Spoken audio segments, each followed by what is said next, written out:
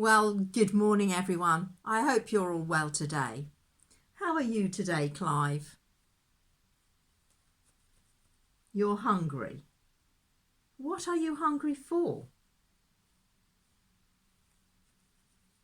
It's been a long time since breakfast and your tummy feels empty. Well, that's why you're hungry, but I'm asking what you're hungry for. What is it that you need to stop you being hungry?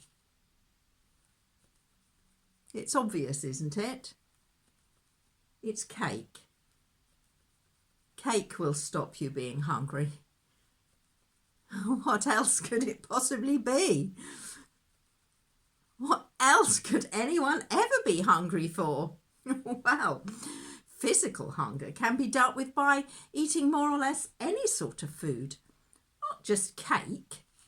Things like bread or meat or fish or vegetables, for example. But you don't like all of those. No, you're definitely getting more fussy. But people can be hungry for other things apart from food.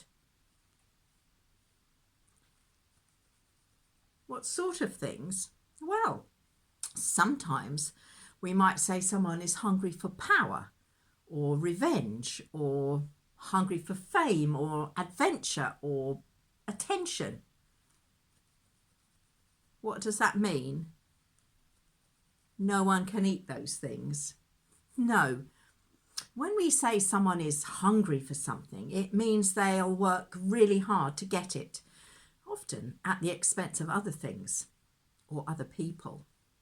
So if someone was hungry for wealth, it would mean that gaining wealth was their main focus of attention. It would be the goal that they worked for above everything else, and they might resort to underhand ways to get what they want, not caring how that might affect the people around them. So is being hungry for something a bad thing? Well, not necessarily. It depends what you're hungry for and how you try to satisfy that hunger. What do I mean? Well, it's like this. When you have an empty tummy, you're hungry for food. Eating something is good because it satisfies your need. If you have an empty mind, you might be hungry for education, and it would be good to learn things that will help to satisfy your need for knowledge. If you have an empty heart, you might be hungry for love, and that could be the love of other people, or it could be the love of God. But there can be an emptiness in our spirit, deep inside us, and that is spiritual hunger, and only Jesus can fill that. Jesus said that he is the bread of life, and only Jesus can satisfy the hunger within us. Ordinary bread or cake may grow stale, but what Jesus gives will never go stale and never rot.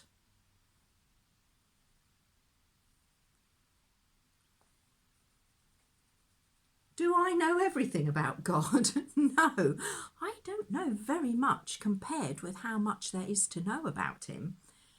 But I do know that spiritual hunger can be like physical hunger. It's not as if you only eat food one day of your life and then you're never hungry again. You need to keep eating regularly to stay alive. And it's the same with Jesus. We have to keep on learning more and more about him every chance we get, so we get closer and closer to him. And that's what satisfies our deepest needs. So with Jesus, our spirits will never be hungry again. That's right.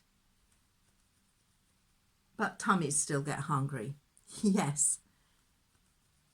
And yours feels very empty. So please, can you have some cake now?